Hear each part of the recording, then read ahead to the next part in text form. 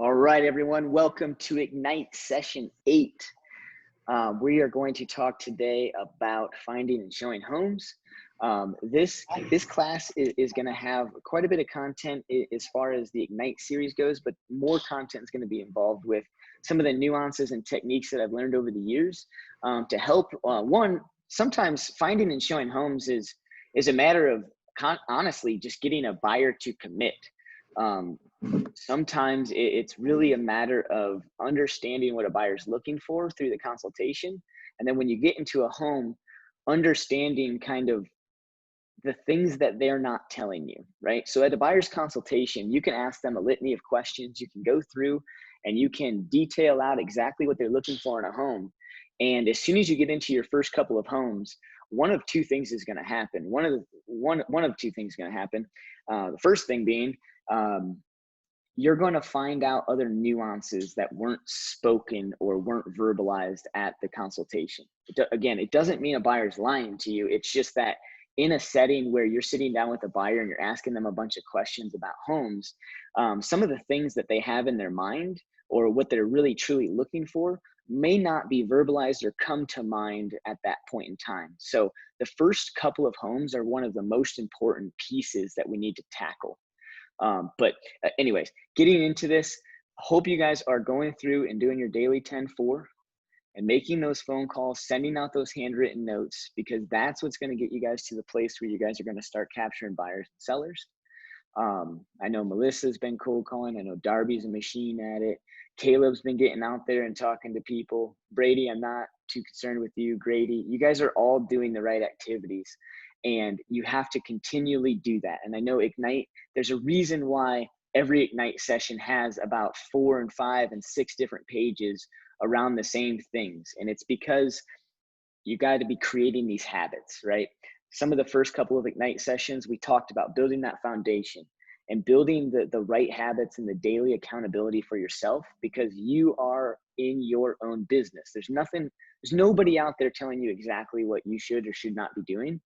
And it's all on you to take that action. So again, every Ignite class, we're kind of skipping through this because of this Zoom series, if you will. But make sure you guys are calling. Make sure you guys are attending scripts, practicing them, and getting out there. All right, this is a cool place to kind of start. We gotta understand how a buyer's thinking. We have to understand how a buyer interacts and engages with and without us when they're looking for homes. Primarily speaking, that's exactly what a buyer is really looking to do. Anytime I talk to a new buyer, anybody that raises their hand and says they want to buy a house, the very first thing that a buyer wants to do is look at homes. Most of the time, they're only getting pre-approved to appease you. They're only getting pre-approved because they know that that's part of the process. But more often than not, people will still want to go out and see homes and show homes and pull you out there before they have all of their ducks in a row. And it's because it's exciting for them, but better yet, it's because of the World Wide Web. You see, back in the day when most of us weren't real estate agents, buyers had to come into the office, meet with a real estate agent, and go through a book of listings. Like, this was before the World Wide Web was popular, and that was just in the early 90s.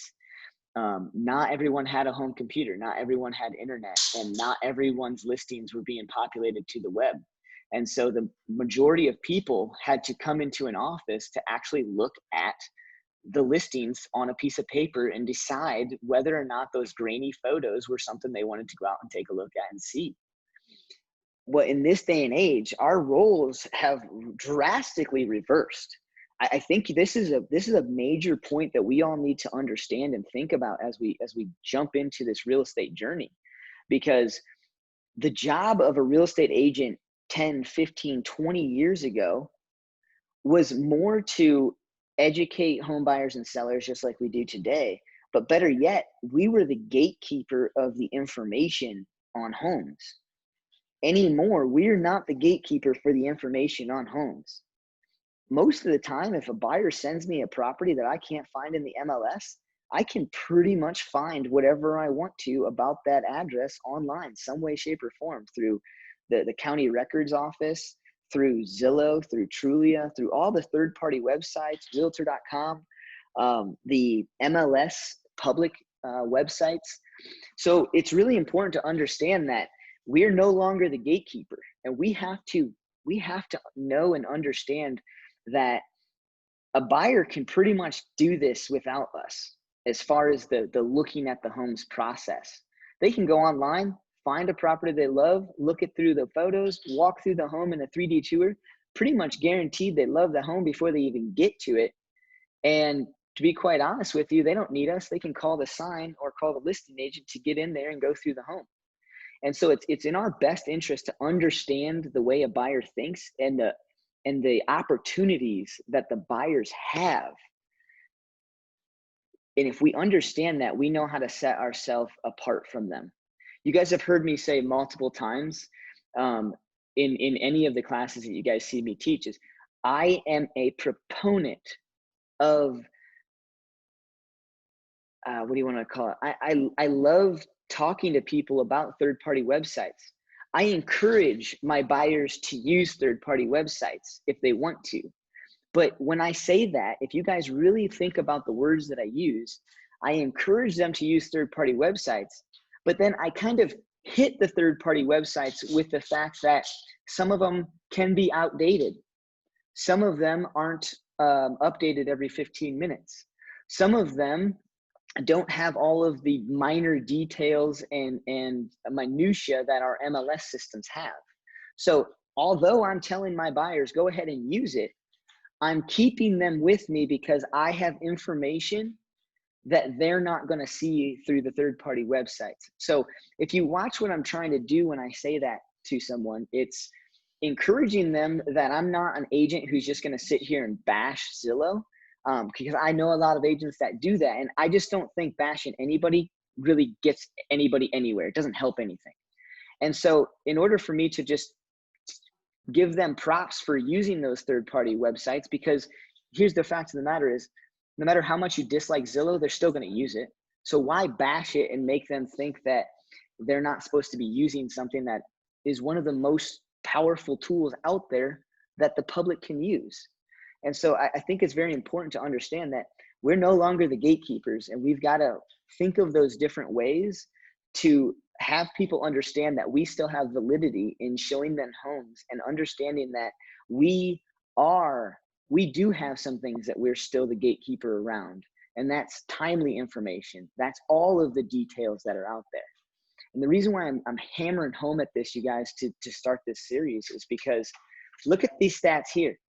If you guys start reading through these stats and then understand when these stats came about, this was pulled from 2014. All right, for those watching the video, it is September 2nd of 2020. And in 2014 alone, 92% of buyers use the internet for their home search process. 92%. Even in 2014, I would have to venture to say the other 8% were the elderly generation, or the generation, or the people that don't have technology. I'm from rural Ohio, and we have Amish folks. Well, they still buy homes as well. They don't use the internet or electricity, so you would have to print off the MLS sheets and go hand deliver them to them to figure out what they'd want to go out and take a look at. So there are still that 80 or that 8% that don't use it. But even in 2014, 92% started their home search online. 50% of buyers used their mobile phone. Now today, if you were to take that stat, more people are using their mobile phone than ever before. And it's because the screens are getting larger, the processors are getting faster, and you no longer have to dial up internet on your desktop. So today, if they were to pull that, I would venture to say that almost that might even just flop a little bit. There might be 92% of people today looking for homes on their phone, and maybe another 40-50% still using their desktop. And then I love this one. 98% of buyers who used an agent viewed real estate agents as a useful piece of information. And that's because although technology evolves, we still have ways and things that we need to understand and use to have a buyer use us.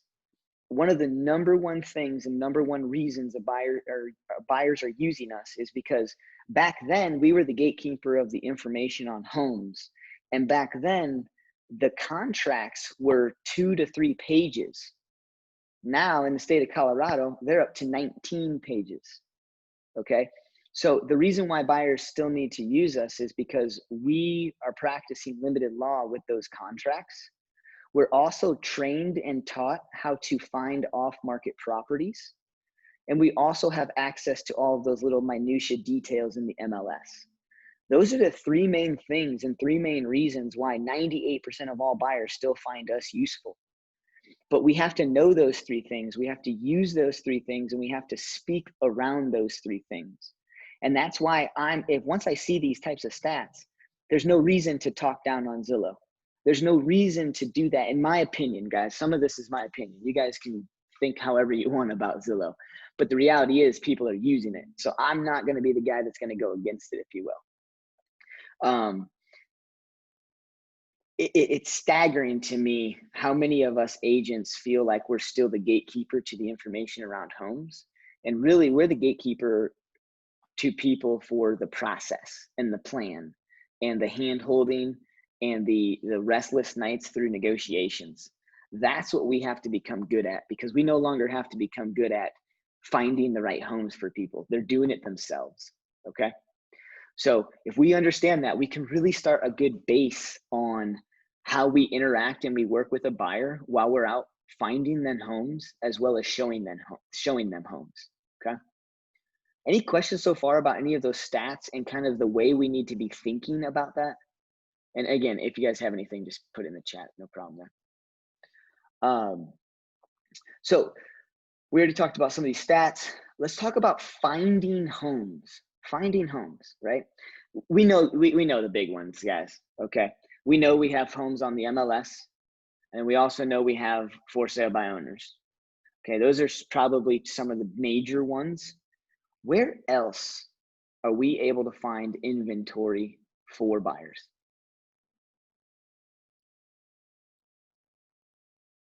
Janet, you're on mute if you're speaking.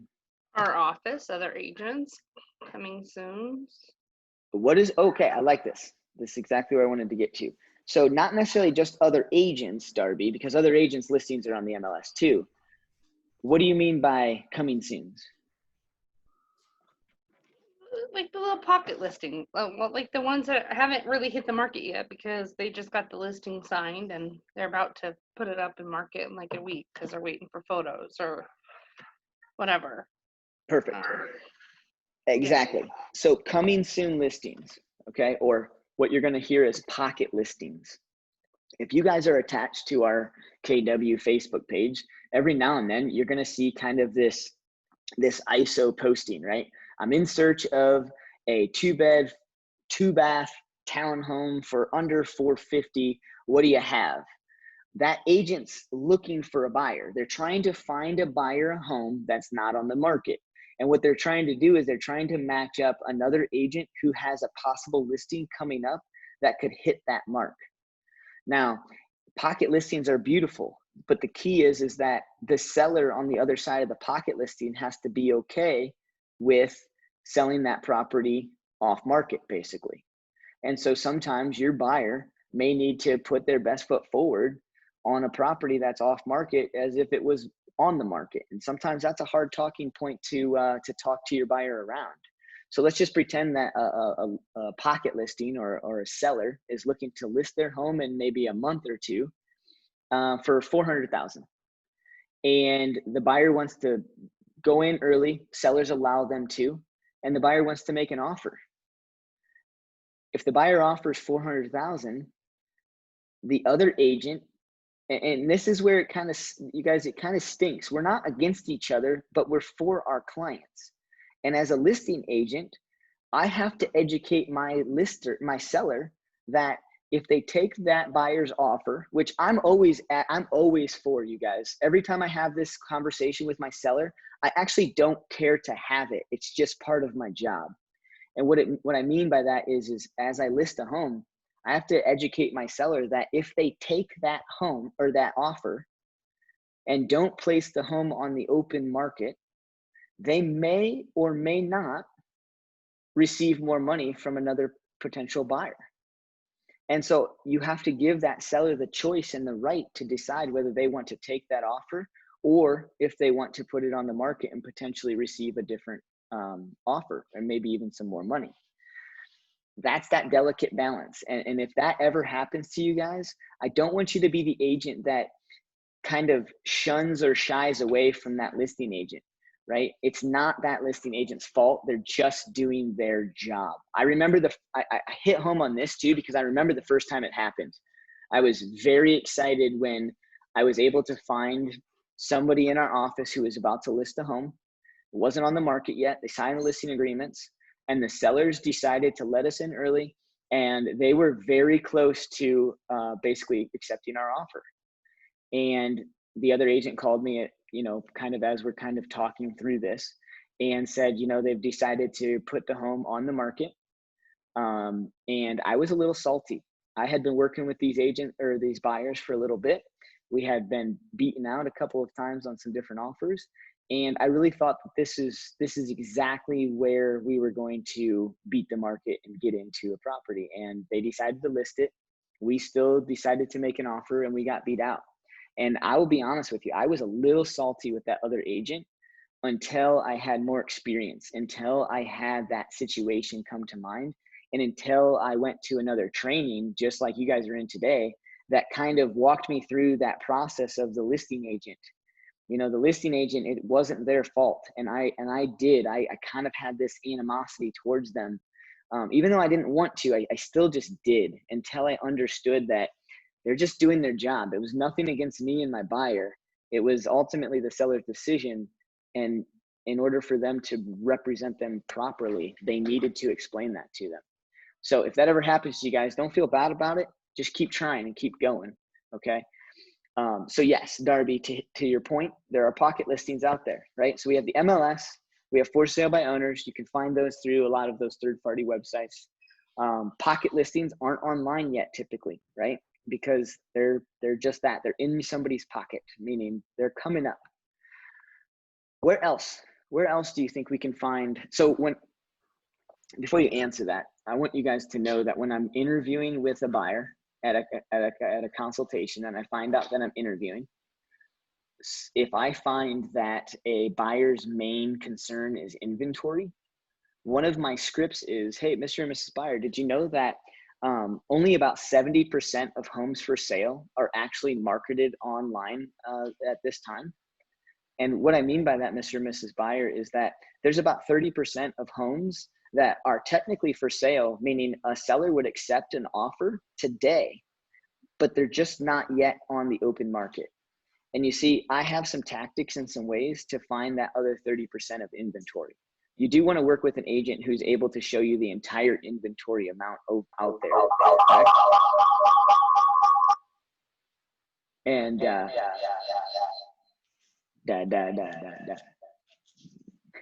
don't know who that is. Hello? Cool. So you see, there's a script around that, and it literally is about 30% of homes. And we've only touched on a couple of those. Okay. So for sale by owner, pocket listings. What else? So when I say that, what you doing, Darby? You cold calling? Circle prospecting. Circle prospecting. Exactly. You see, when I sit there and I talk with people and I tell them about the 5 P's of real estate, I do the 4th P of real estate. I proactively prospect for listings for my buyers, meaning Mr. or Mrs. Buyer, there are homes out there that people are looking and would accept an offer today that haven't yet decided whether or not their house is ready to call an agent and get it listed. If I can put myself in front of them through circle prospecting or proactively prospecting and possibly match up your situation to a seller situation, you would want to know about that piece of inventory, wouldn't you? Yes, obviously, blah, blah, blah. So circle prospecting, great job, Darby. The next piece is expireds. Expired listings. They're not on the market anymore, guys. They're not on third-party websites as listed, but they're there. There's somebody who raised their hand that said, for the right price, I'm willing to sell my home. I just didn't get that right price. And so my listing went expired and I'm contemplating whether or not I'm going to stay where I'm at. Well, you could be that determining factor that allows them to move on to where they wanted to go next, because you might have a buyer that meets their criteria. So there's a multiple different ways that you can find homes for buyers that aren't necessarily listed, as well as homes that are listed. We need to talk about that too. And we need to talk about how a buyer thinks. All right. So some of the best homes that I've ever sold to my buyers were homes that I had sent them automatically through their email searches that they passed over because that very day they decided there was 2, 3, or 4 other homes that they'd want to see over the home that they actually ended up buying. And here's what I mean by this, okay? We have to understand how a buyer thinks. When a buyer decides they have time to look at their email or go into their MLS portals, and they go in and they want to basically share with you what they are looking to go out and tour and view, they typically pick the top tier of what they're seeing that day, right? And so what you do is you set up all the good ones for them, you go out, and one of two things happens. They dislike all of them, or they like one of them enough to make an offer, and they may get beat out on it, right? But that's not really the wrong property. But here's what happens is it may not be the wrong property for them, but it was the wrong property because they got beat out. And what happens with a buyer's mindset and take on different things is, oh, that's a bummer. We got beat out. And then what happens is there's a 3-day period or 2-day period or at least a 24-hour period that new listings hit the market. And as soon as they get beat out, what do? They go into their search, they look through all the new listings, they pick out the next best batch of homes that they want to go out and take a look at.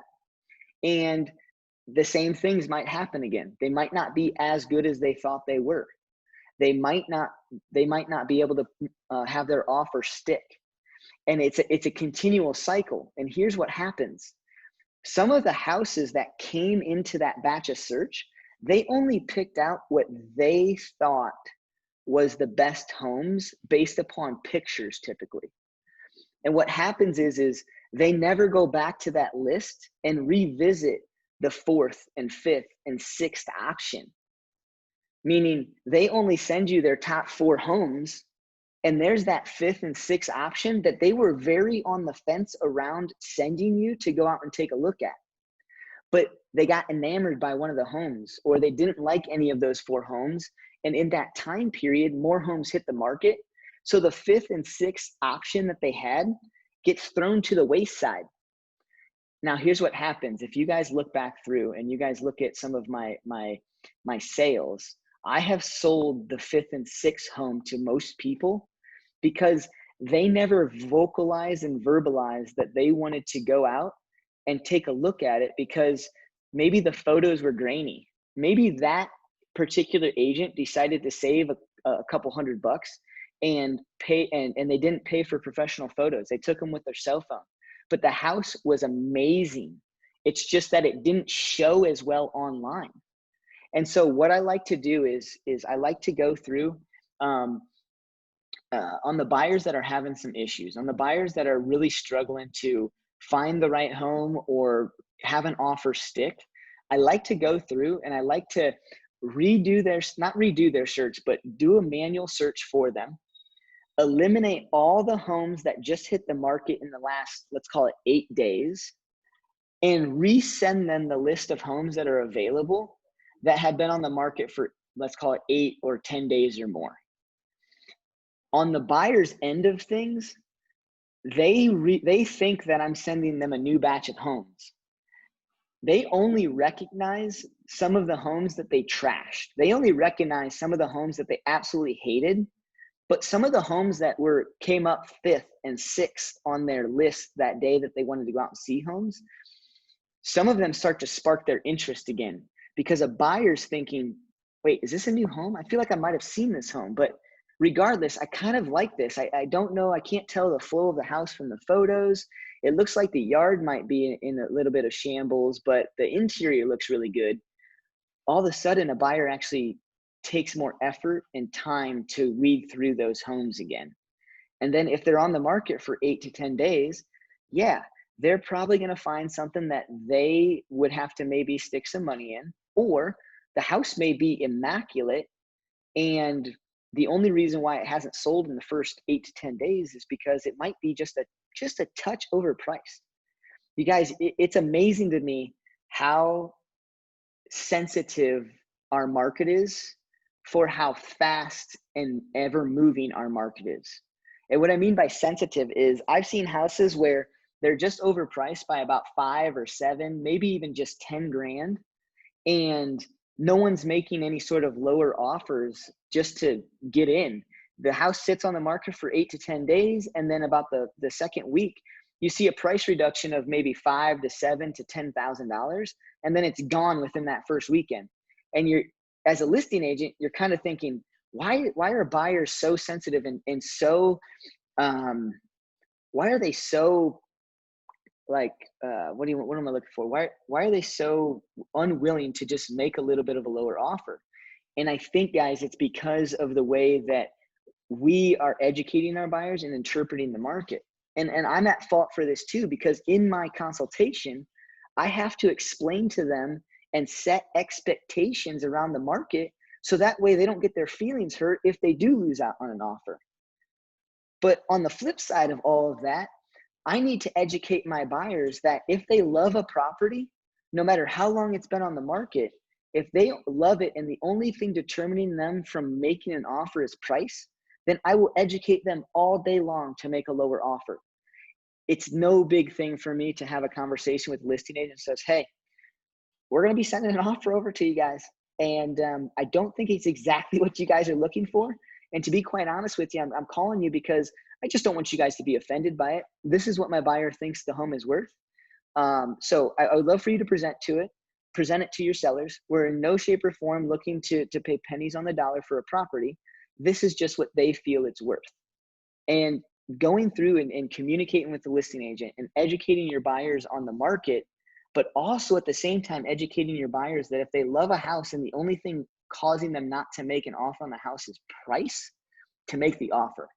All right. Conditions, functionality, updating, things in the house that somebody needs to sink some money into.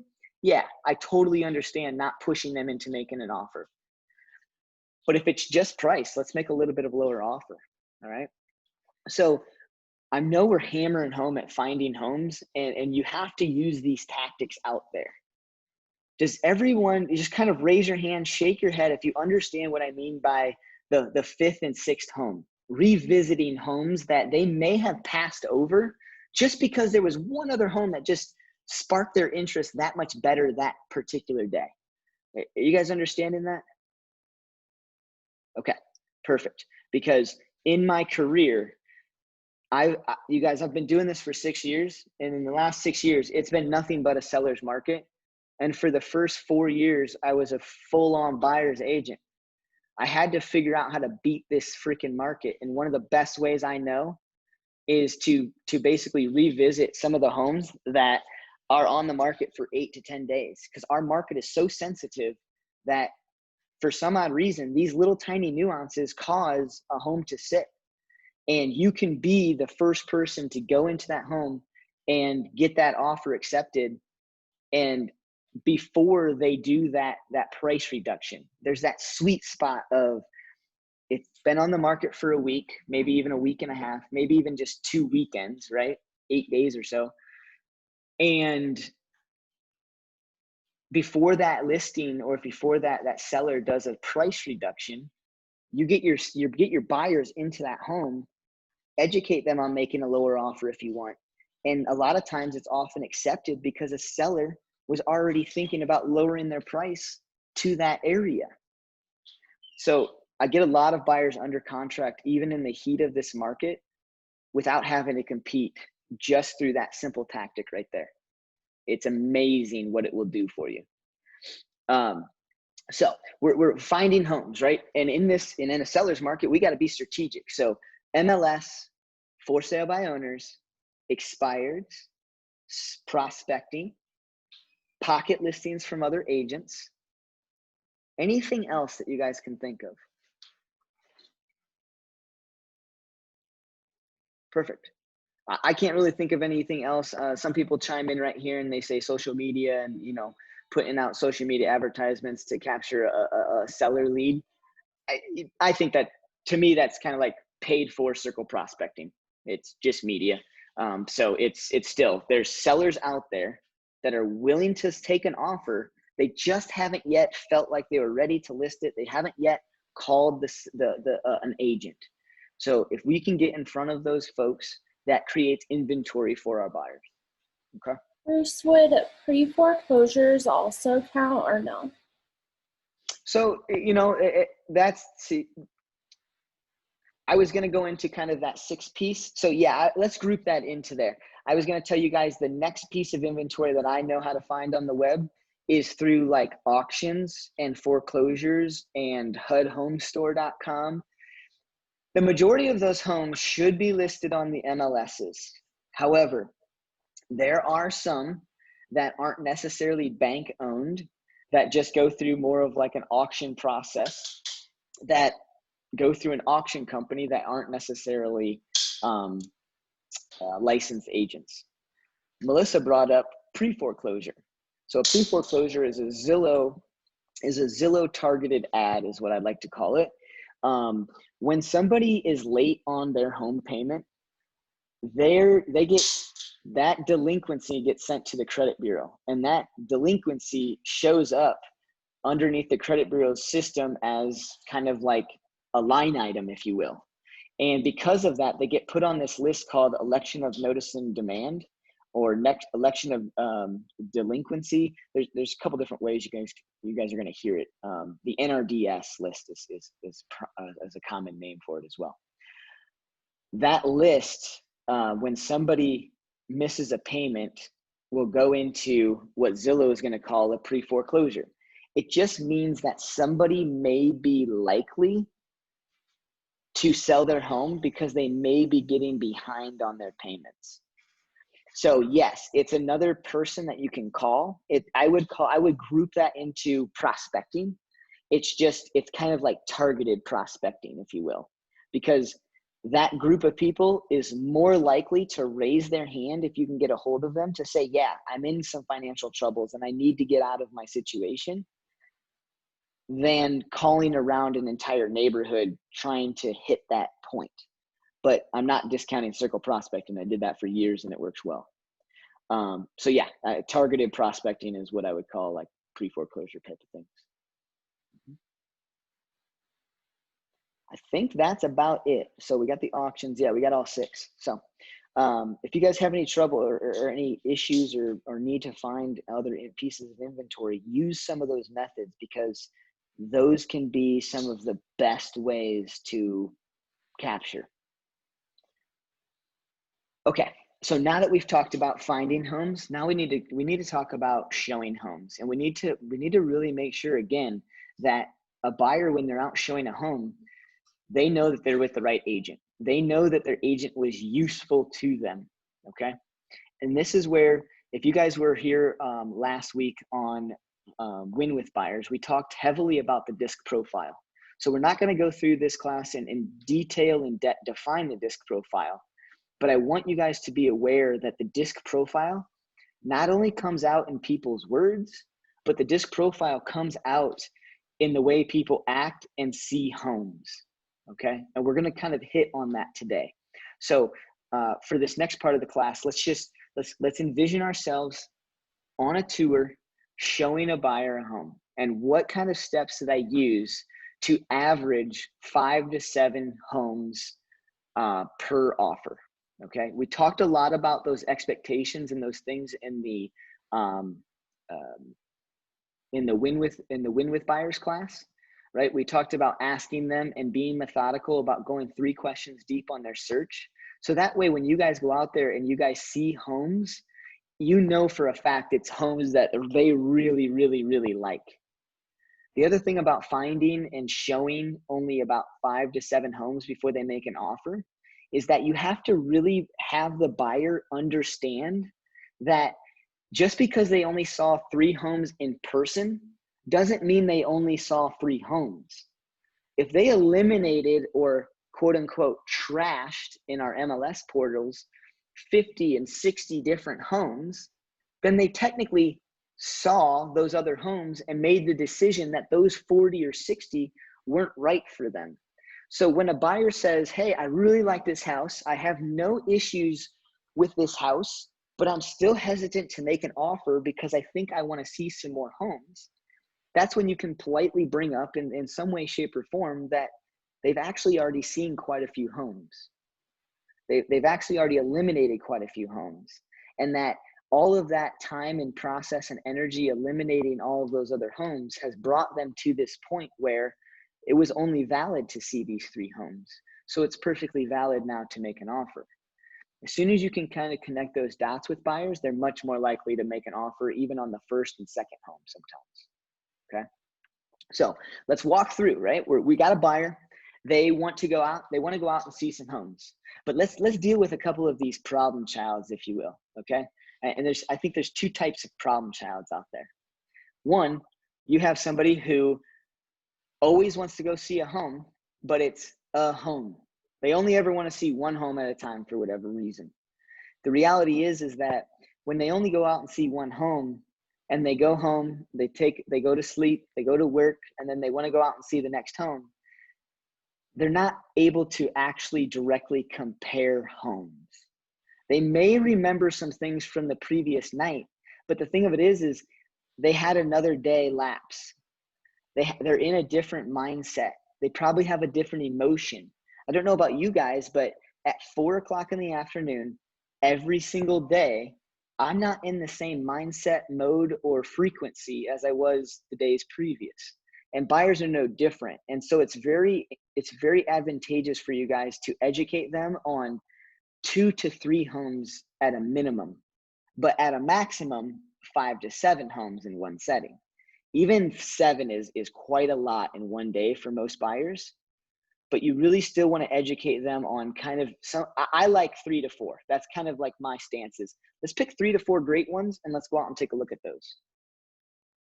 And I think that kind of goes back to why my 5th and 6th homes sometimes are the best homes for people. But if I show them all 6 homes in one setting and they fall in love with number 2, they may just bypass number 6 and number 5 and 6 because their mind was always stuck on the fact that they love number 2. They make an offer on number 2, they don't go under contract, and then 5 and 6 are still very viable options. We have to know as an agent to bring them back around to that. We have to understand that if we do see all 6 homes in one day, and you know for a fact some of those other homes were great homes, we have to encourage our buyer to get back out there and maybe do a second tour of a home, and to understand that the first home, they may have fell in love with it, but it's not their home anymore, and that they really need to give those other homes a second chance. So again, I educate my buyers on 3 to 4 homes. It helps save you time instead of going out and showing them 1 house at a time. The other thing is you got the other buyers that say, yeah, Bruce, I'd like to go see this list of homes. And it's like 20 homes. And they're like, we don't need to see all of these tonight. Well, no kidding. Like, I love when people send me like 20 to 30 homes and like, we don't need to go see all these tonight, but we would like to go see some. You got to force them to pick out their top 3 and 4 homes. I can't stand it when a buyer says, I don't really care. Just pick out whatever you want. You guys, that takes up too much time. And the reality is that the best homes you think are out there probably aren't in direct alignment with what they're looking at. So get them to the point where it's over and over again. Your topic of conversation is 3 and 4 homes. Just pick out 3 to 4 homes. Just 3 to 4 homes. That's all we're ever going to see at one setting. That's all we're ever going to want to see at one setting. And just keep going with that every time you talk about showing homes. Okay. So we get their list of homes, we educate them, and we narrow it down to 3 and 4 homes, and we start setting up those showings. Okay. Let me just double check here. I need to get the MLS open here for you guys here.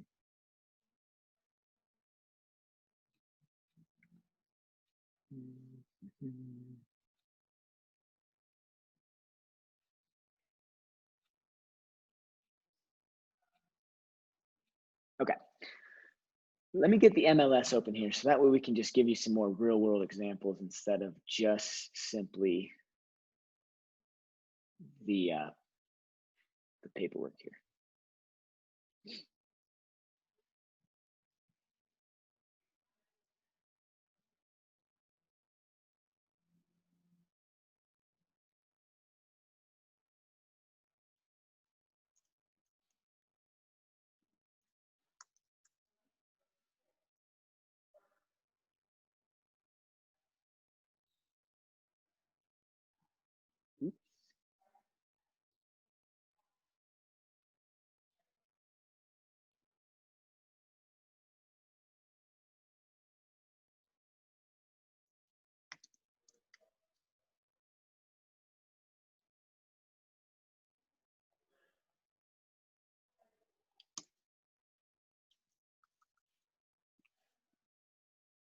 All right, so let's just pretend like this is our buyer's home search.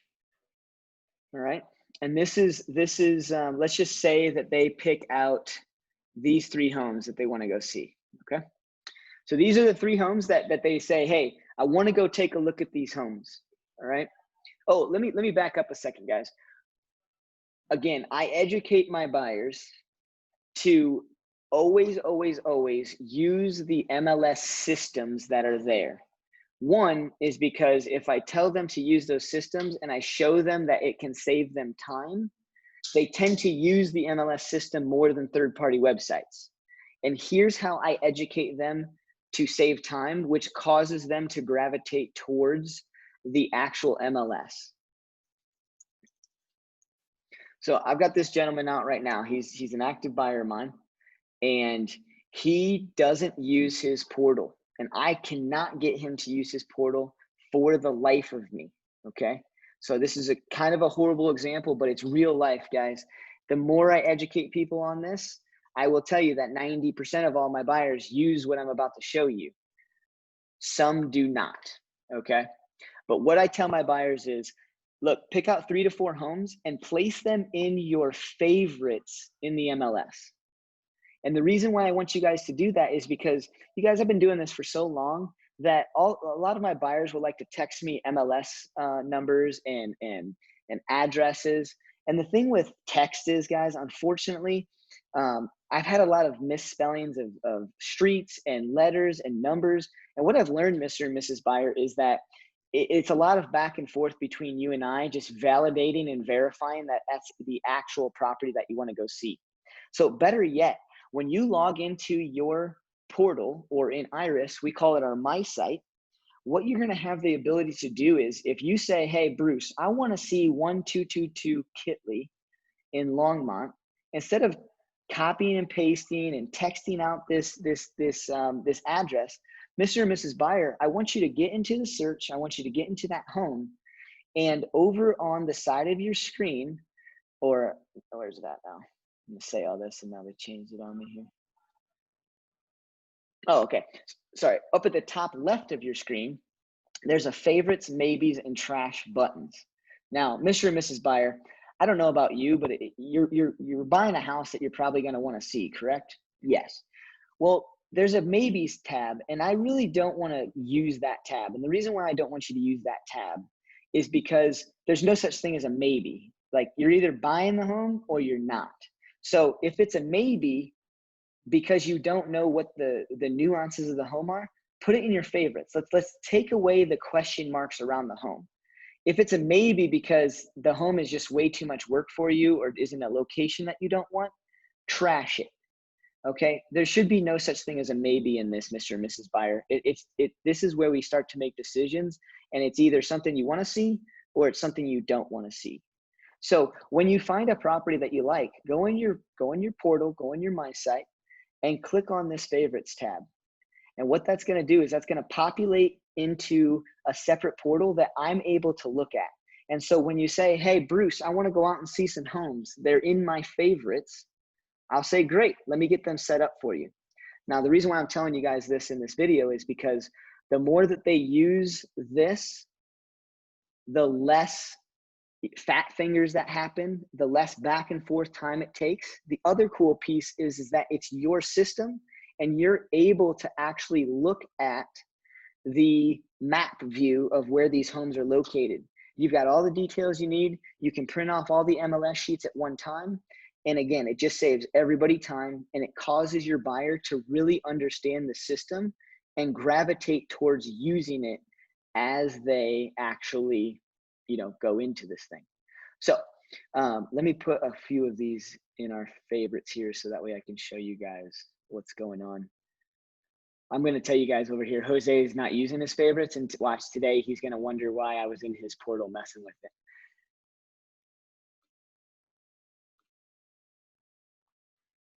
Okay, so we've got three of these in our portal or in our favorites, right? And that's what I always try and educate my buyers to do. And the reason being is what I'm about to show you here. So if you go back into the MLS, can everybody hear me? Cool. Sounded like my headphones went out. You go back into your MLS, let me refresh my page, and I'm logged out. Refresh my page, go back into contacts, find Jose,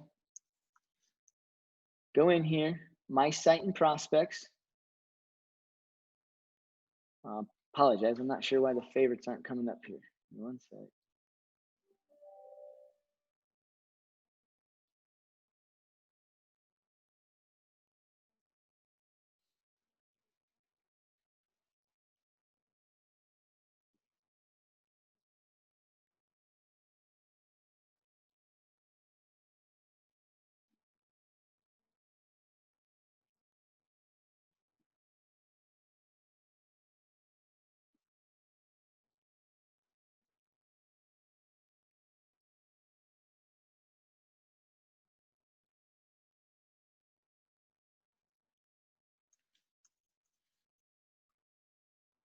There we go. All right. Sorry about that. I don't know why that wasn't working. So you see here, I can get into the back end of his favorites through here. And what it's going to do when I pull that up is it's going to pull up the version that we normally get to see when we're looking for homes and we're setting up searches. But see, he never had to text me all of these addresses. And I can go over here and I can select all of these listings. And if I go over here to print, I'm going to be able to print all of these listings in one fell swoop. Now, do yourself a favor, and when you're out showing buyers homes, you want to print, and I'm a big fan of printing in a one-page version under the agent view, okay? A lot of people will print off this client view, which is perfectly fine if you're going to give this sheet of information to the client to use. So I don't know about you guys, but I used to print off MLS sheets on agent views for me and client views for my clients. And what I learned was most of my clients didn't care a lick about having those sheets. Most of the time I would give them to them, and by the second house, they're not even bringing them out of their car. So I started asking people at my consultation, would you like me to print off MLS sheets for you? Or would you just like to be able to review mine? Most of the time people are saying, yeah, whatever we would need to find, we'll find on the internet. Or if we do have any questions, yours should be just fine. Do they have any more details than ours would? And quite frankly, they do. That's why I'm a big fan of making sure that no matter what, you're going into the property under an agent version. In RE Colorado, it's called the broker version, okay? And the reason being is it has these little broker remarks. A client version does not have these broker remarks. Sometimes the broker remarks give you valid things that you absolutely need to relay to your buyers, and other times they don't. This one here, observe COVID protocol and send all offers to this address. There's nothing in here that I would need to relay to my buyer, but let's see if there is one here. Okay, let's say you have an investor who's looking for an investment property. This one here says the previous home was rented for $1,750 per month. You see, sometimes I don't fully understand the broker to broker remarks, because I believe that that be something, if an investor is looking for a property, they'd want to know.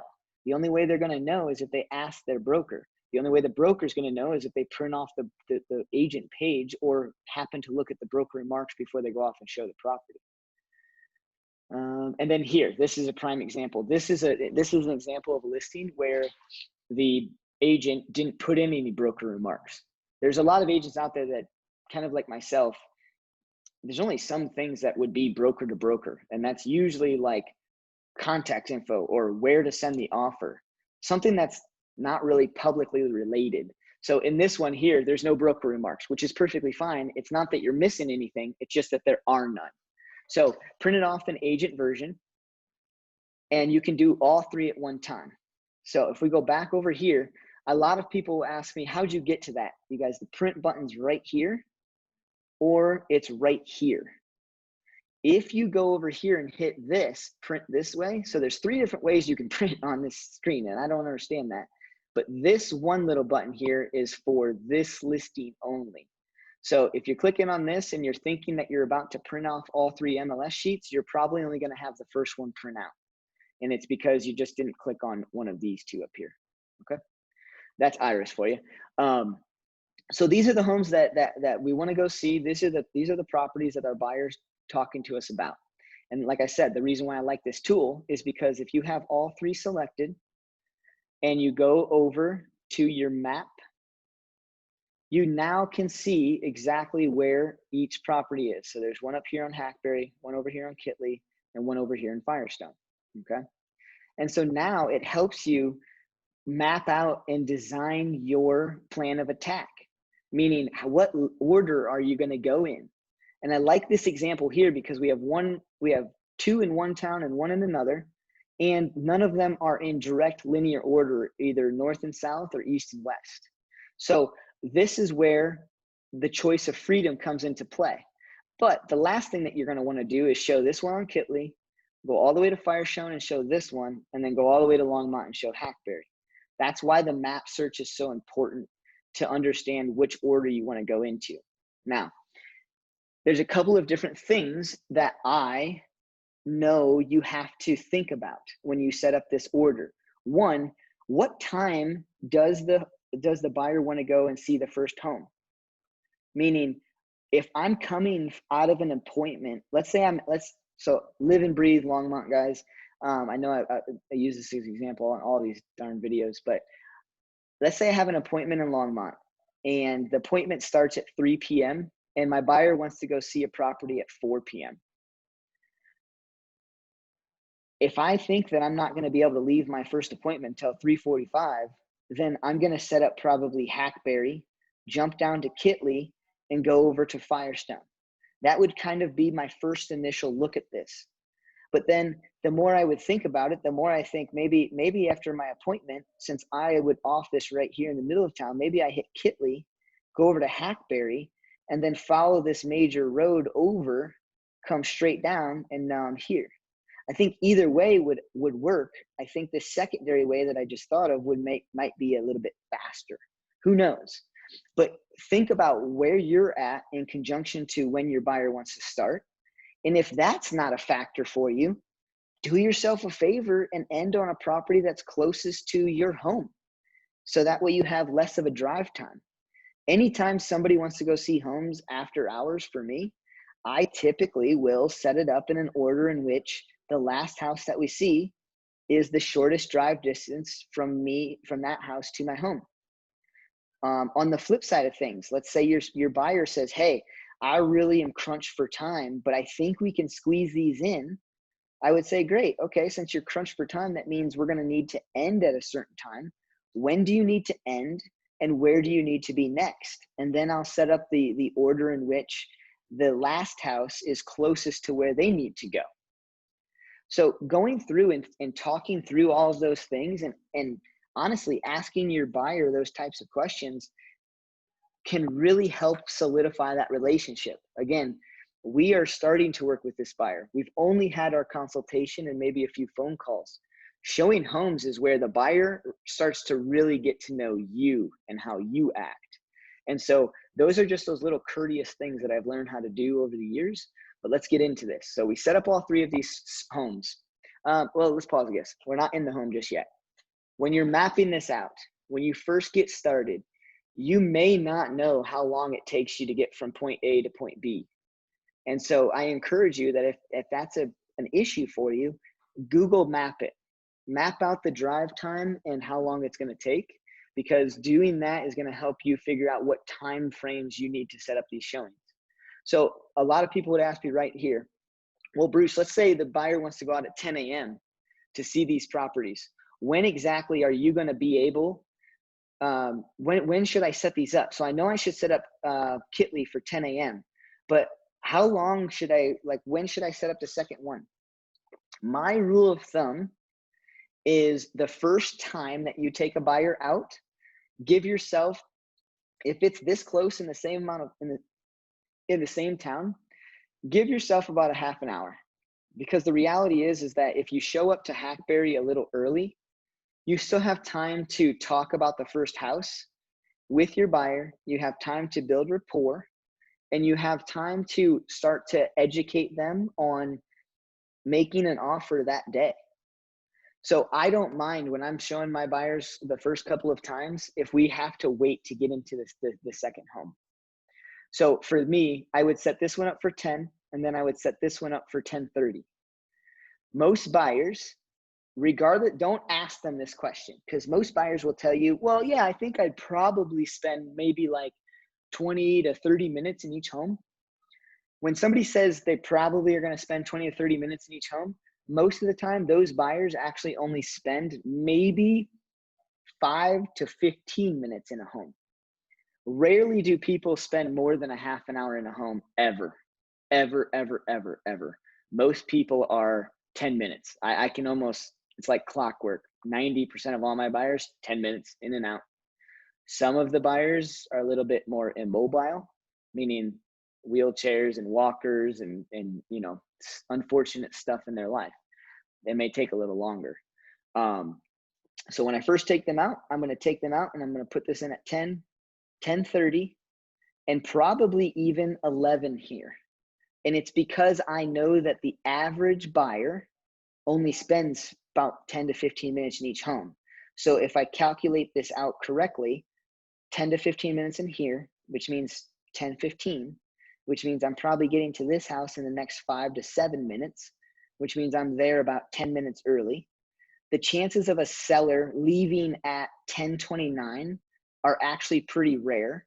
So usually you can get into a home maybe 5 to 10 minutes early, as long as no one's inside, which means you're probably walking out of this house somewhere along the lines of 10:30, 10:40. And from Longmont to Firestone, it's about 20 minutes, which means you're not going to necessarily be late to your appointment at 11. The other reality is that during this COVID environment and during this virus, most do not, I'm not going to say most, I'm going to retract that. Do everyone a favor. This has to be an industry courtesy. Only set up half an hour time blocks, even if the house is vacant, unless you know your buyers are going to take an hour. But again, in my 6 years of doing this, I've only had like maybe 2 or 3 buyers that actually took full hours in homes. Only 2 or 3. And one of them had a walker and he had MS and he was a disabled Vietnam vet. I mean, he wasn't getting around. The other one, these people were from the UK. I'm not going to stereotype the UK, but my goodness, they were in those homes, every single home for almost an hour. And it was difficult. It was very difficult for me to shut my mouth and try not to push them through. But you want to give your buyers times at these homes. You really, really want to give them time. So long story short, first and foremost, 10, 10:30, and 11. If I show up to this house at 11:40, no problem, because I probably have a time block between 11 and 11:30. Even if I show up at this house at, let's say I show up at this house at 11:20, I still have 10 minutes. And I just told you guys, that's about the average time somebody spends in a home. So again, don't be too worried about this. The biggest thing that you want to do is you never really want to be late. But if you think you're going to be late, let's say you set these up like that and all of a sudden you have one of those hour lookers. You'll know here at Kitley. So make a phone call on your way to Hackberry and adjust this one and push it out. And if you can't push this one out because somebody else is showing, at Hackberry, say, hey guys, I really apologize. That last one, we were in there a little long. And what it's going to cause us to do is it's going to cause us to be late to Grant Street. So if you guys want, let's take our time in Hackberry. But do you think that we have an issue getting to Grant Street by about 11:45?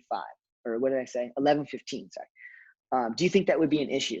Just be communicative with them, because the key is that if they know that they're taking their time over here and you're telling them that we might be late and not get to show this home, they tend to speed up over here, or they tend to show you that Grant Street wasn't that important to you and you never actually go see it anyways. So keep that communication going. Keep that drive alive, all right? And then if you have any issues, use Google Maps, but understand that you have a whole window to get there. You don't need to show up at your exact time block at the exact time it starts. But if you're going to be probably within the last 5 minutes, I would definitely call and see if you can extend your showing maybe 15 minutes or so with the listing agent. Okay. So 11. that's how you, what's Sorry. that? You said to let you know when it's 11:10. Oh, no. Yep. Perfect. I appreciate it, Darby. I've got 15 minutes and this is perfect because a lot of what I just showed you guys is a lot of how it's going to save you guys time. Now, when you go into the home, all right, we're there. We only have 15 minutes left and that's all we need, because that's all the time it takes to be in a home, guys. Like we're timing this up beautifully. When you guys get to a home, the first home that you go to, I don't know why this became so important in my life, but the first time I'm going to show someone a home, I ask them, hey, these are our first couple of homes, and I would like to know how you guys want to see the home. Meaning, some homes are going to have lights all on. The whole house is going to be on with lights, and it's going to look nice and bright and shiny. And other homes are going to be dark and dingy because they didn't turn on any homes or any lights for us. But the reality is, Mr. and Mrs. Buyer, I want to know how you guys want to feel the home. Did you guys want me to go around the house and turn on all the lights so that way you can see it with everything on? Or would you guys like to go through the home and kind of flip on the lights as you guys would use the home, and maybe just flip on some lights in the rooms that we're in? I don't know about you, Mr. and Mrs. Buyer, but I don't tend to live with all the lights on at my home. But I totally think it's valid if you want to see the home with all the lights on. What would you like to do? I'll tell you, giving them that option gives them a sense of power and control. And it also allows them to think, because the last thing you guys want somebody to do is go in and fall in love with a home that has all the lights on, that has the top of the line staging material and furniture in there, to find out that that's actually why they like the home, because it was bright, light, and warm. And all of a sudden they make an offer, they go under contract, and they go back to the home for, the closing walkthrough. And they actually don't care for the home. They fell in love with the stuff, right? And that's where we talk about the features and benefits, but we'll get into that in a second. Asking them that question about lights causes them to think. And after I started asking people about that, a lot of times people like some lights on, but they certainly don't like all of the lights on. On the selling side of things, when you guys are working with sellers, turn those lights on. It does make a difference when you walk into a home. I think it does show a little better, even if the home needs some work and even if the home is a little grimy. Because the reality is a grimy home will show grimy with or without lights on or off. And if it's dark and dingy and grimy, just looks worse. So on the selling side, turn the lights on. On the buy side, ask them. It gives them a sense of power and control. Now, going into the home, you guys, I do not follow buyers. I do not go into the home and I do not follow buyers right behind them. And I also do not like to, I don't like also to guide them through the home, because guiding them through the home, I've learned, causes me to show them things that I gravitate towards and my personality comes out. You want somebody to walk through the home as if in a manner in which they want to touch and feel it, if you will. And the reason being is because there's 4 types of personalities out there typically, and it's the disc profile. A high D will walk through that home and they'll go through the home pretty quickly. And they're going to go through the home pretty quickly to figure out whether it's something they even want to take more time on and detail out. So if you get the person in the family that goes through the home really quickly and says, Bruce, this isn't for us, let's go, I'm going to probably pretty much guess they're a high D, which means now you get to pick up on how much time you need in between other homes that you show them, right? The other thing about letting them guide themselves, not only figuring out who they are, but you help understand what's important to them. So if a high D walks through a home and he or she kind of likes the home, then they typically will go through the home, validate it, and then go right to the things that are important to them, right to the master bathroom, right to the kitchen, right to the backyard space, right to the garage, right to the living area, right to the flow of the living area and the kitchen. That's where the secondary personality comes out in a high D, right? If a high D loves the home and they go into the backyard and they love to entertain, they might be a high DI, right?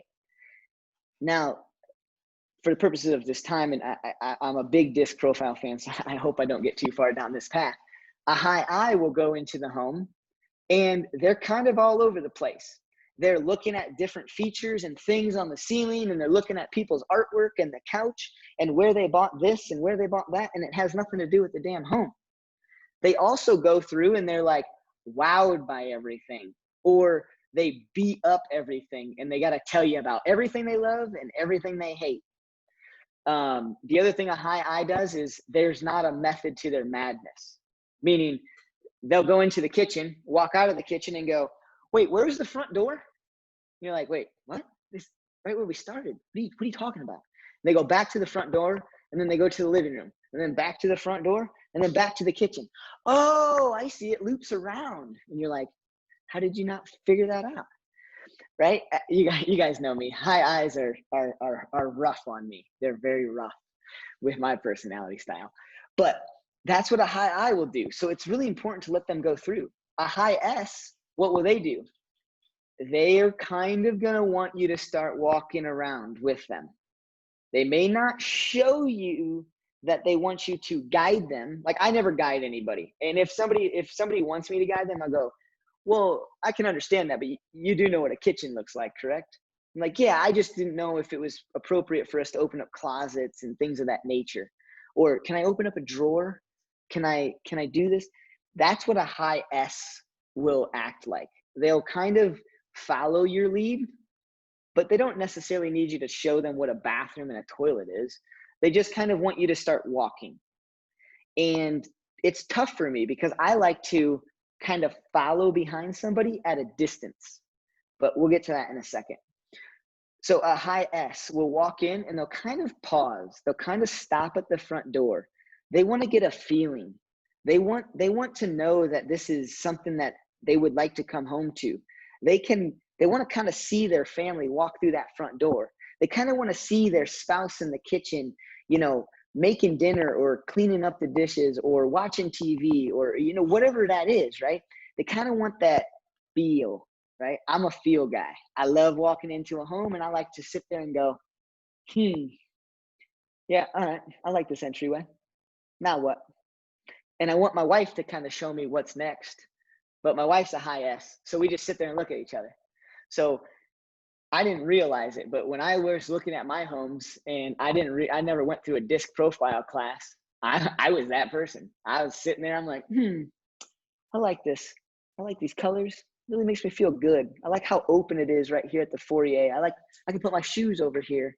Oh, my whole family can put their coats over here and I don't have to trip over them. That's what a high I is going to come in and do. It's like inevitable. High Ds, boom, they barrel through. High I's, man, they're like a freaking pinball. A high S, they're kind of slow. But if they have a high D in them, they might be a little faster, but they will take some time to feel. They will take some time to validate with their spouse.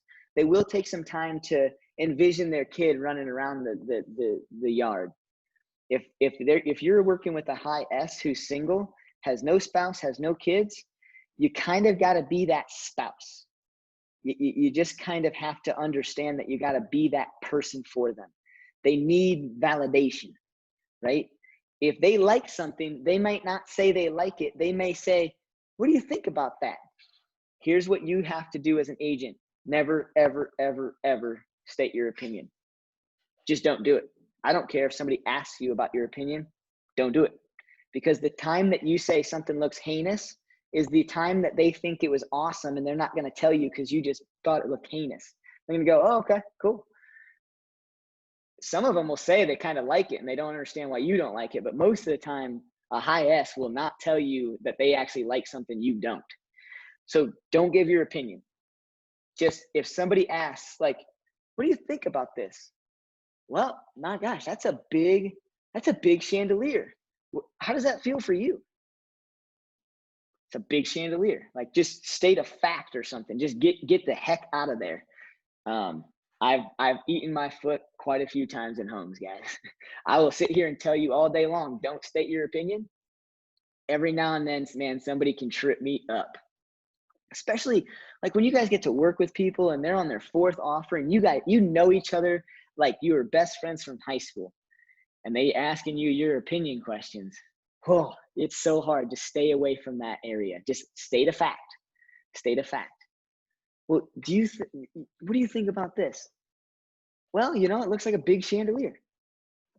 Just say something like that. I'm telling you, don't do your opinion. So that's what a high S will need you to do. They'll need you to kind of help guide, and you might have to kind of push along. Same thing with a high C. A high C is harder to pick up on. A high C can go through the house quickly. A high C typically has their other personality kind of come out first. Darby's shaking her head. She's a high C. Talk to us about that, Darby. Yeah. I've already looked at the home probably 10 times before I even went anyway online. So I could probably pretty much walk through the house just from the photos. But I do kind of become instantly like, yeah, this space isn't going to work, or it is going to work, and I'm done.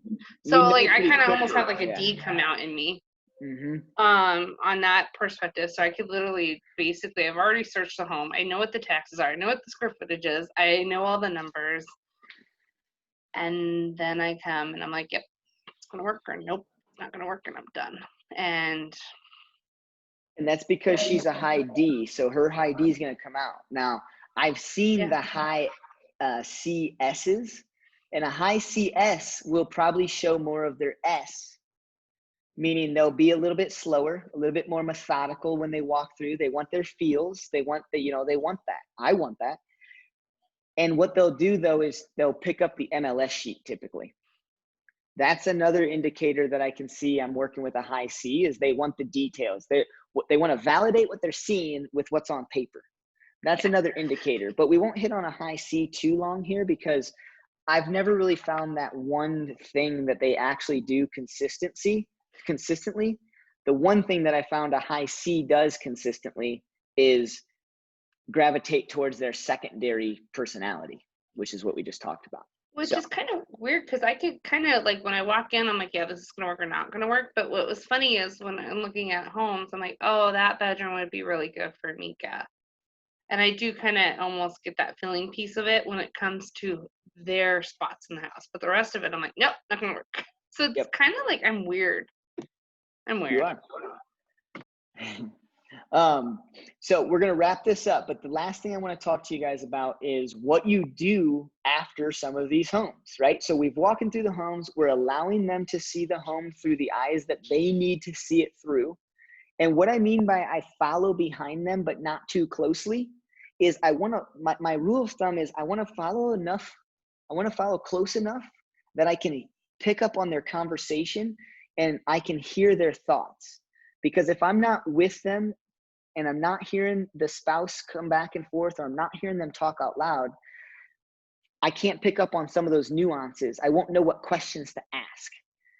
So that's why I fall a little bit further behind, but not right on top of their heels.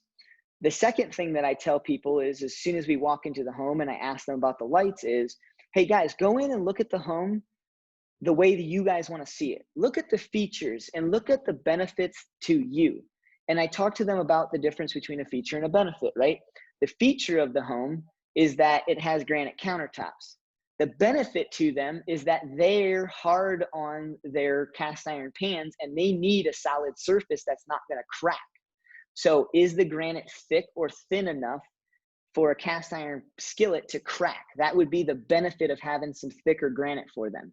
So I talk to them about going through, look at all the features of the homes and talk to yourselves about how it can benefit what you're looking for. In the meantime, Mr. and Mrs. Buyer, I'm going to kind of tag along behind, and I'm going to look at the home through the structural nature. I'm going to be looking for drywall cracks. I'm going to be looking for roof leaks. I'm going to be looking for the age of mechanicals and any functionality pieces that you may or may not know how to see. But it's really important, Mr. and Mrs. Buyer. I need you guys to understand that you're not looking at the person's stuff. It's really important that you look at the home, right? This nice little rug that they have in the entranceway is their rug. So if you want to know what's underneath it, pull up the corner of that rug and see what kind of surface is underneath it. You have the right to do that, but I also think you have the right to make sure you don't trick yourself into thinking that this is the right home based upon how somebody else's stuff looks in it, okay? So that's how I kind of go through. And then to finish, and I'm so sorry, Sherry. Sherry's on here. She's going to be doing the home warranty class with us today. Sherry, I've got a couple more minutes, and then we'll jump right into yours. Take the rest of the time. Not a problem. Cool. Thank you. So after I go through the first home, I go outside, and before I let them get in their car, we have to have a dialogue about the first home. I need to know right then and there if that's the right home for them. And I don't say it in that manner. What I do is I ask them a couple of questions. So on a scale of 1 to 10, how did you guys feel that home was? I asked something like that, or I asked something along the lines of, is there anything about this home besides seeing these other two homes that would cause you not to want to make an offer on this home today? Meaning what I'm saying is once we see these other homes, if they don't match up to this home, and there's the only thing that's hindering you from making an offer on this home would be seeing those other two homes, I'm preparing them that at the end of our tour, if they tell me yes right here, I'm going to tell them that I'm going to go home and write them an offer on that first home. Sometimes they'll have an objection. I'll tell you, most of the time they'll have an objection. Whatever their objection is, I go to the next home and I try to find that objection, right? I try and find that objection. Meaning, if they say, well, we really want more of an open feel between the kitchen and the living space, and we trounce right into that second home, and there's a big, huge wall between the kitchen and the living space, I'm going to instantly call that out and see if that was actually the reason why they didn't like the first home. Meaning, here's a couple of responses you'll probably get. Oh, you know what? You're right, Bruce. Yeah, you're right. That's not what we're looking for. So we'll have to be more diligent when we look online. And I'll say, great, well, let's go to the next home. If this is not the home you're going to buy, let's not disrupt the seller's time any more than we need to. So let's go home. Let's go home, or let's go to the next house, right? I say, let's not disrupt the seller's time. What I'm actually saying is let's get the heck out of here. I don't want to waste my time, right? But put it on them thinking, hey, you're right. Like, why would I waste my time? Why would I waste the seller's time if I'm not going to buy their home? They want somebody in their home who's going to buy their home. So you can get some of those answers. Sometimes you get the answer, well, you see, we're kind of okay with it on this one because look at that backyard. There's so much room for activities, right? There's any stepbrothers, there we are. There's so much room for activities, and they have this huge sliding glass door, and you know, the function between the kitchen and the backyard actually works so much better for us. It's actually not the living room space. It's just that they need some sort of entertainment space between the kitchen. That's what they're trying to tell you. So going through and asking them those questions and finding those different pieces is what causes them to basically validate that when they find the right home that they have no objections over, they're going to make an offer on it, because you're asking them the right questions. You're letting them know throughout the series of events of the consultation, letting them know that they've already eliminated 40 and 50 and 60 different homes online, and that got to them to the place where they found the 3 and 4 best homes. Now, sometimes they don't find the right home. Sometimes they legitimately have the right objections over the first 3 and 4 homes. But like I said, guys, I average 5 to 7, which means my second batch of homes, let's say they saw 4. If they want to go out the next day or the next week or whenever they want to go out and see the next batch of homes, I've got numbers 5, 6, and 7. And so I'm going to educate them on finding the right 3 homes. And what I'm going to do is every time they say, hey, Bruce, here's the next 3 homes that we want to see, I'm going to go through all the pictures and I'm going to eliminate those homes for them. Meaning I'm going to say, hey, I thought you guys wanted an open concept from the kitchen to an entertainment space. Did you see this one on 123 Main Street? I didn't know if you saw that, but in that one photo with the kitchen, did you notice how there's 3 walls in the kitchen? That means that there's no entertainment space attached to it. And that 4th wall that's behind that photo, if you look in this next photo, there's that little eat-in kitchen area, and the sliding glass door is not even there. And so basically the little eat-in area and the kitchen don't allow you to have what you want to have. So do you really want to go see this home? Oh, you're right. I never thought about that. No, we can take that one off the list. Mark my words, as long as you do the right things through the first 3 and 4 homes, you can really have somebody eliminate those other homes as you guys go. Okay? Questions? Cool. We got through everything, guys. I really appreciate it. I really appreciate it. Caleb, go blue. Sherry, you're up. Hello. Hello. I'm recording right now. And so if you're okay with it, I can record this. And then that way, all the folks that might not be on this call can see it. But if it's some sort of thing that your company doesn't allow and anything of that nature, I'll stop it right now, but completely up to you. 100% okay with that. Not a problem anyway. Okay. I'm going to make you host so that way you can see you, Grady. No problem, man. Thanks for attending. I'm going to make you host so that way you can share your screen. And I don't think that it messes with the recording. Yep, we're still recording. So. Okay, terrific.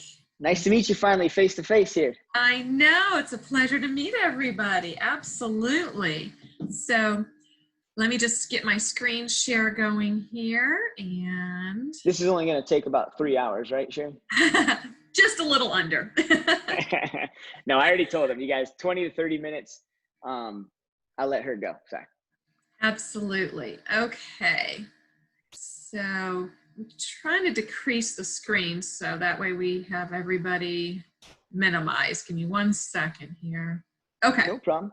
While you're doing that, I do want to precurse with, this is a group of folks that probably, I'm just going to take a stab in the dark, have never used a home warranty and probably have never even heard me explain just the basics about a home warranty. So go ahead. Perfect. I appreciate everyone's time today and the ability to talk today with your class.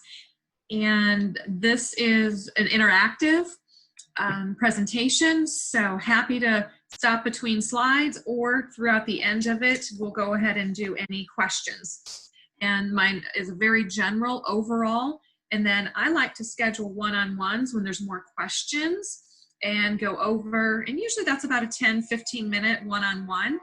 So if anyone would be interested in that a little bit, that would be absolutely fine. We can schedule something for another part of the week. So, and I'm sorry, if there's any feedback, let me know. only because sometimes my computer starts with its fan and sometimes I understand that it can't be heard. Is there any feedback on the line first? I don't think so. I think there's just maybe a touch, but I can still hear you loud and clear. Okay, great. Thank you. All right. So again, my name is Cherie, and I am with America's Preferred Home Warranty. One of the biggest factors that we have about home warranties is we are a national company. So we're in every state except for Alaska, and we are working our way to California. Taking a little bit longer than you can anticipate with fires and everything else. And we just opened up our Hawaii operations. So we are truly in almost every state here. I'm your local sales representative. And again, with America's Preferred Home Warranty, I'm going to go over some differentials that we have compared to some of the others.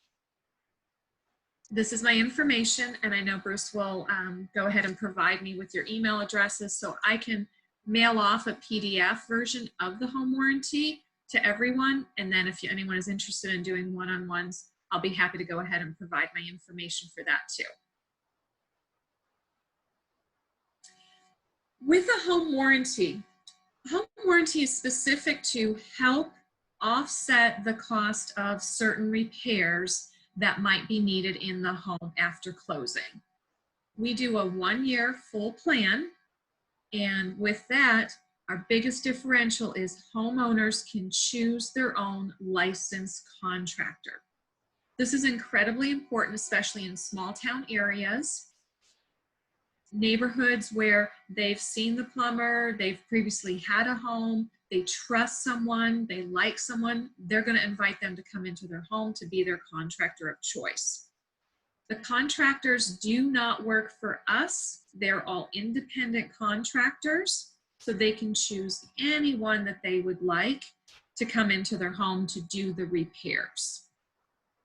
Now, they must be a contractor, not a handyman who isn't licensed. I know in Colorado there's licensors and all, certain things are a licensed opportunity, but someone just working generally out of the back of their vehicle, if they're not able to invoice and bill and all of that, you definitely want to make sure you're getting somebody who can do all these types of repairs, especially if it's electric, or roofing or anything like that. A specialist is best. We did a survey from our company back in 2017, so not too old here. And how important is it for choosing your own licensed contractors? Homeowners were very happy that they didn't have to go off of a vendor list that was provided to them. Somebody was out of the area, maybe perhaps would have done an upcharge for going to the home because it was out of the area, or just booked up too much. So they thought the important questions were, how important is it at 89%? Did they rate the contractor they selected as professional? 90%. And were they satisfied with the overall contractor's work? And at 93%.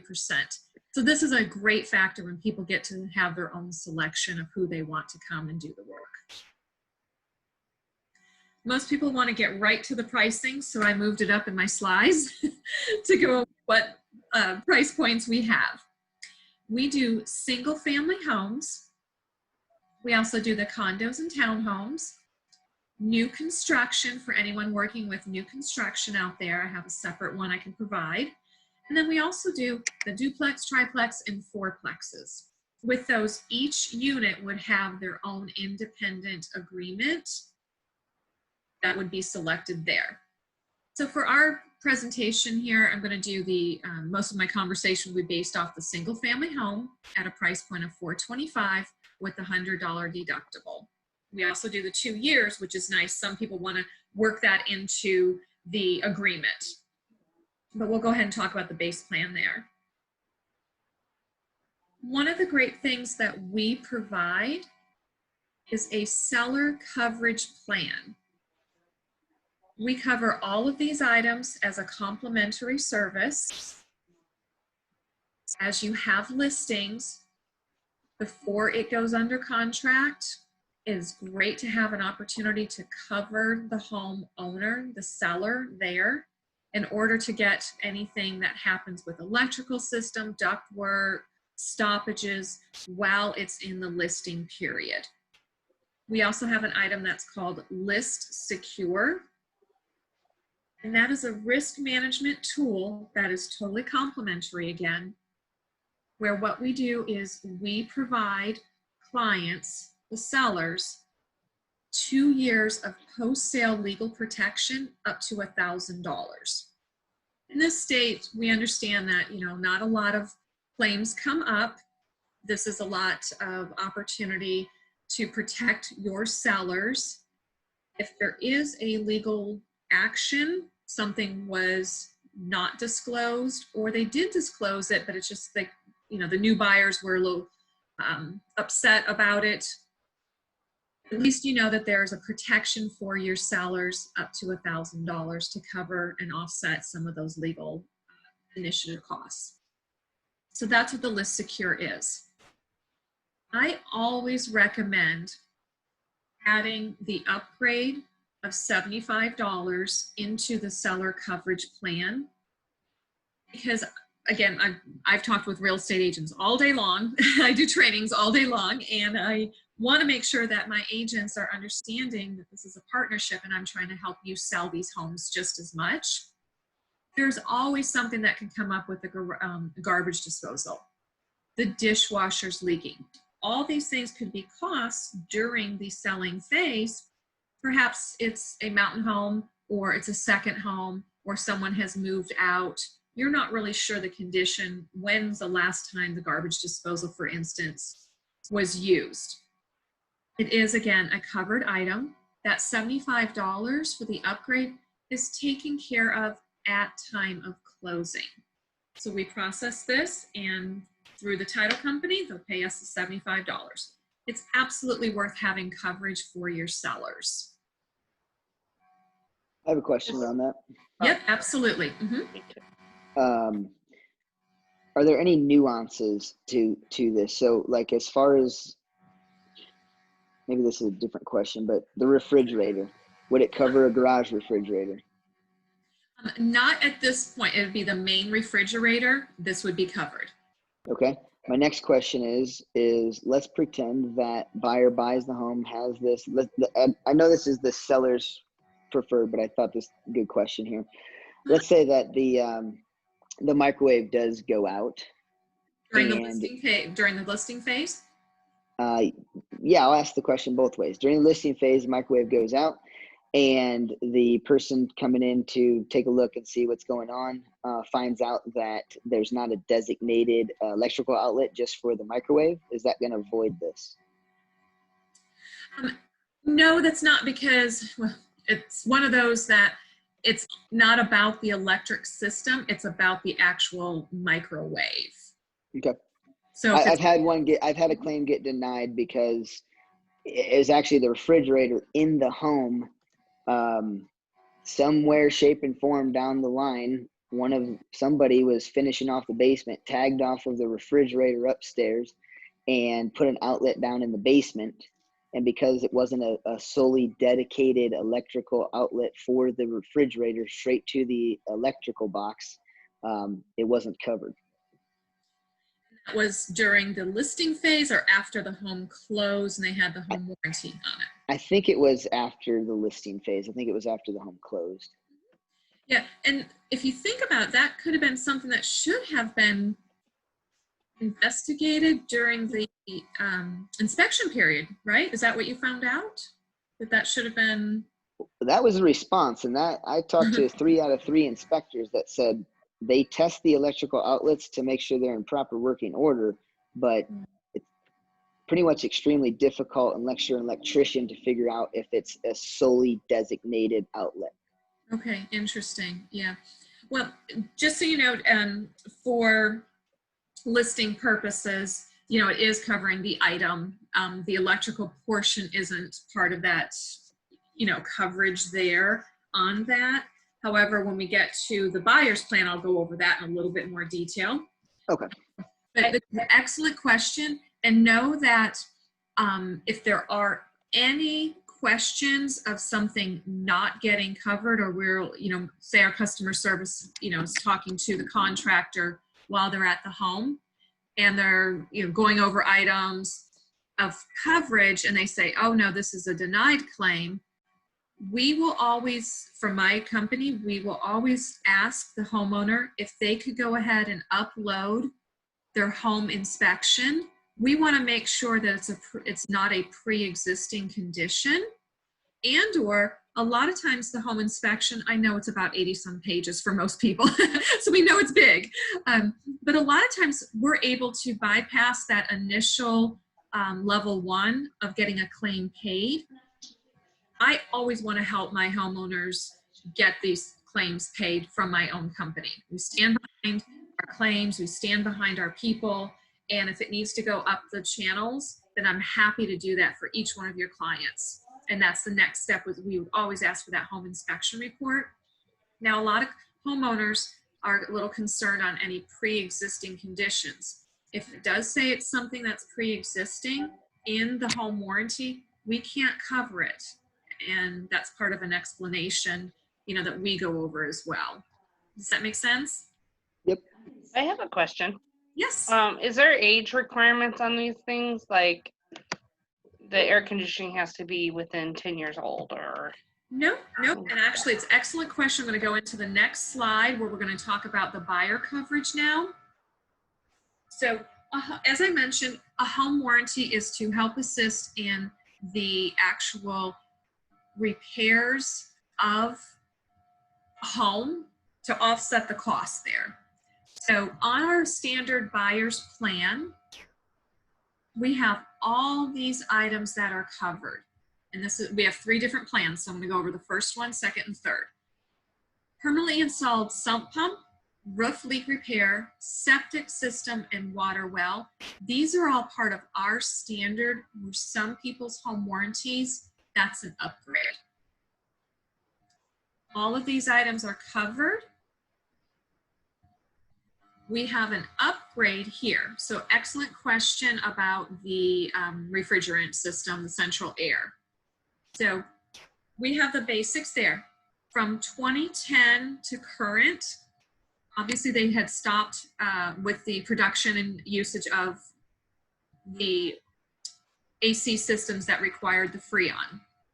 If it's anything before that 2010, you would want to go ahead and purchase the upgrade, because our refrigerant recovery, this is AKA the Freon, if you will, we do not max out on the poundage that is needed to get that AC functioning again. Now, we don't put it on every plan because, again, some of these AC units are older or they're new. I actually had a call about a month and a half ago from a realtor in a mountain town area. Forgive me, I forgot where, but I always say in a mountain town. And they had a Lennox furnace that was 51 years old. Clearly it's still running. They maintained it, only 2 homeowners. I didn't know for a 51-year-old Lennox if that was going to be covered or not covered of a repair. They're not making the parts anymore. So on the home inspection, and also when the furnace guy came out, said it has exceeded its life expectancy. We actually paid that homeowner out $600, and they used that $600 towards the purchase of a new furnace.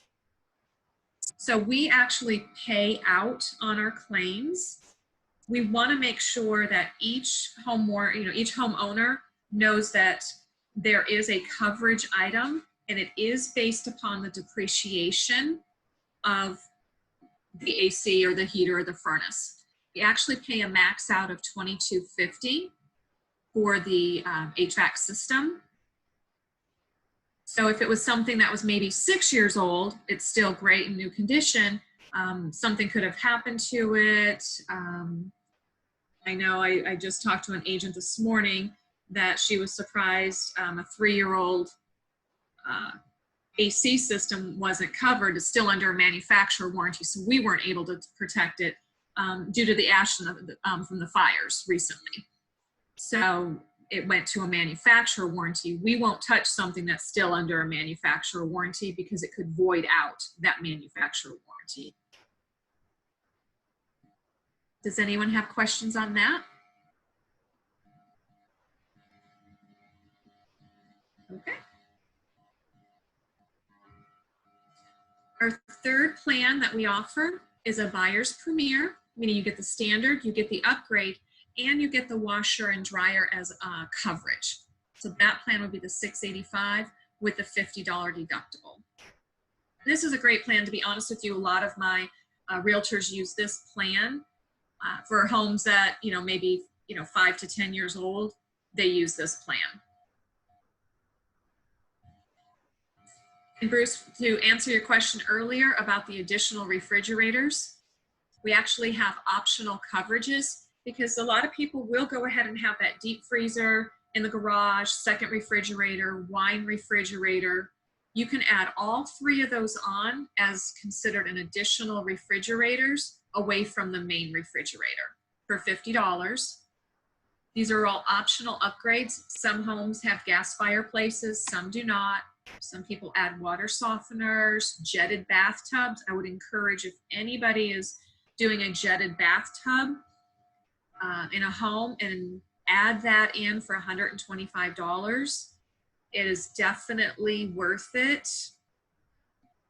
They malfunction a lot, so from what I've been getting feedback from. So it's really great to add that on and have coverage. And again, these are all additional items that can be added on to, any of these upgrades here. Any questions on any of these items so far? All right. Now, one thing that we do provide the agents and the broker is an opportunity. It's our second risk management tool. So what we do is, if for any reason a post-sale legal dispute occurs, we will go ahead and provide 75% of the E&O deductible up to $3,750.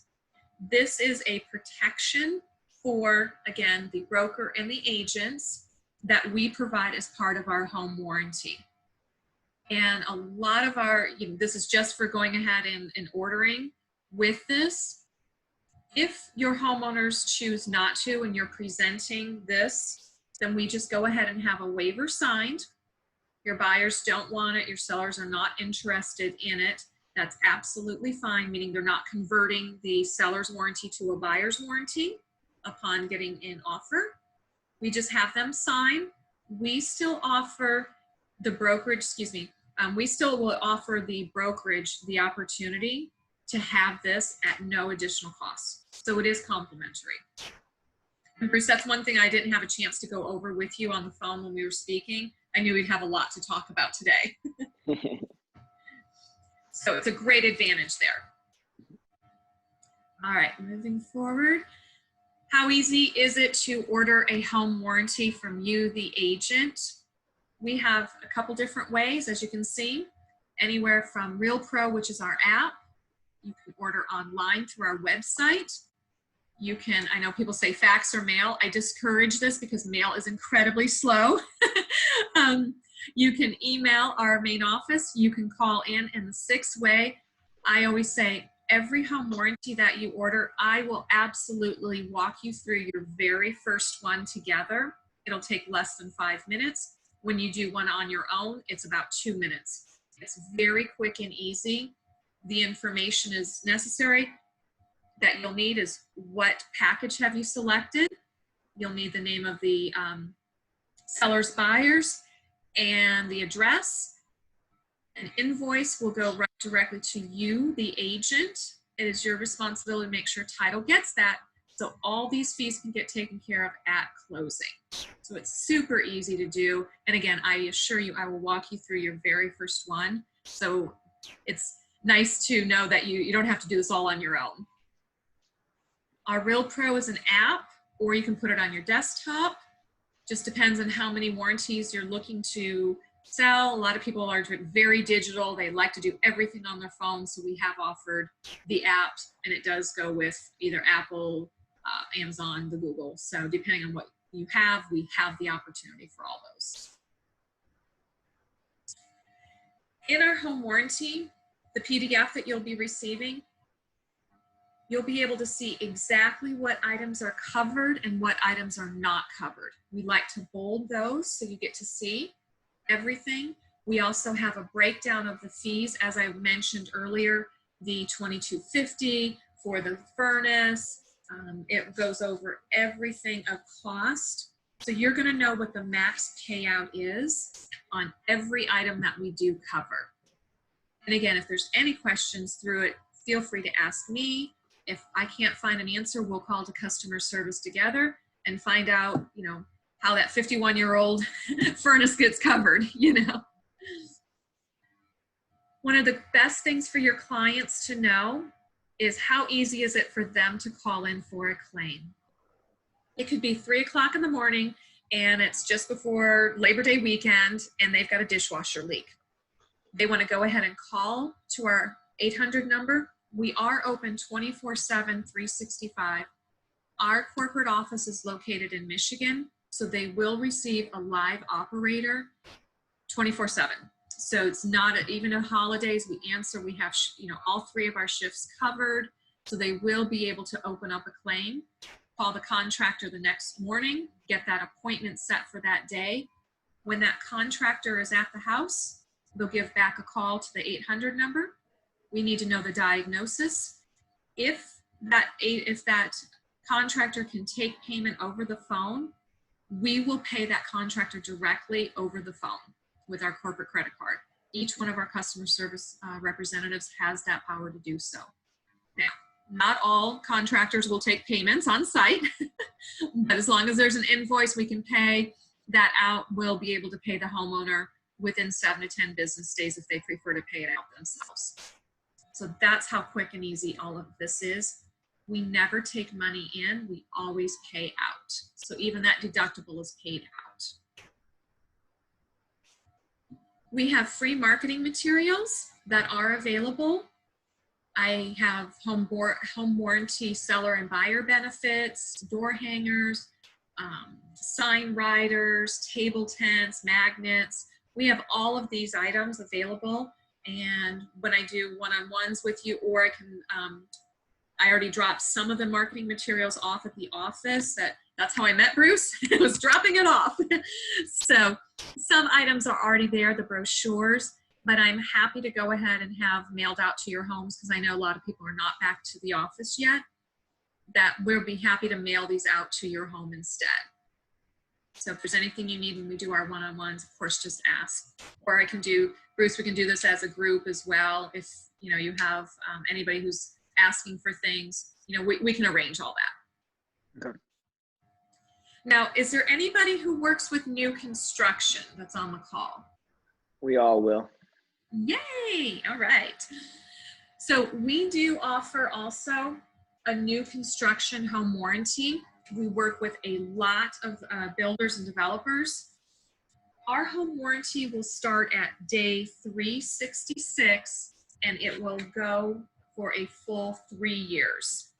So it's a great plan to add into, and this is all done at the time of closing. So it's a great opportunity to get your homeowners to have coverage. We do it, the price point is $550 with a $75 deductible. And again, that's for 3 years. So I'll make sure that we have those new construction PDFs as well. So just a little bit, I like to rave a little bit about our company. What's a homeowner say? What's a real estate agent say about using us, the benefits, and our process. So these are just a little kudos that I usually add in. So you know as well, we are in an A+ rating with the Better Business Bureau. We have Best Regional Company that we have. We are now a national company, so we are working on getting our certifications for national companies as well. There's our direct number. And I'm going to stop share. Okay. So, are there any questions that have come up that I can answer. I try and take my time, but I also want to make sure I'm directing all the right answers that are necessary too. Out of curiosity, with you being nationwide, and I have a big agricultural family background. Yep. How does that? Do you guys have that, like different options for those kind of people when they're selling their like farmsteads? Right now, it's just the residential, so it is the home, but it's not the farmland, and we don't do commercial just yet either. But you do go out that far. Like it doesn't matter, like North Dakota. Oh yeah, we have representatives covering every, like I said, every state except for Alaska and California right now. So yes, absolutely. It's a great plan. And as long as it's a residential home, we're perfectly happy being, you know, the choice for coverage for sure. Yeah, I personally don't have any. I'm pretty well versed with the company, and everybody that you're talking to here probably doesn't have questions yet until they come up with them. So I was just going to say, and this it is was the pretty, first and it was pretty introduction. thorough. Yeah. Mm-hmm. Well, you know, having the first introduction of home warranties, how can this benefit you upon listings is kind of like my one-on-one that I usually do, because more homes sell with a warranty per NARS, not me. So you can look it all up, but NARS has a statement where they know that most homes that come with a home warranty are viewed at more because it is written in the MLS, and the opportunity to sell them sooner. I know we're in a bit of a interesting time right now with it being a seller's market. Some homes are on the market less than 24 hours, multiple offers. But I spoke to an agent today who's had a listing since, you know, for 3 months, she said, and she's had very little offers, a lot of, you know, people interested. So we decided to go ahead and do a home warranty. She's a newer agent, and we're going to see how that works for her. And she's going to add that into the MLS. She's going to put a sign writer, you know, out on her sign, and potentially that'll give a lot more traffic. It is an older home, so that might be one of the reasons that people aren't really looking at it, because per her words, it needs to be gutted, but it's probably a great home for the right person too. So, like I said, Bruce will give me the everyone's email address. So what I'll do is I'll email out the home warranties, new construction, the regular ones. I'll also send some PDFs, and we'll kind of go from that point. So, Yep, I'll get you all the emails. Yeah, that sounds great. I just see a few, a message.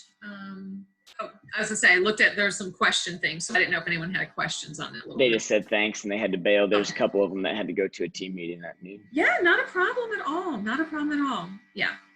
So, Cool. like I said, I just want to be able to let you know that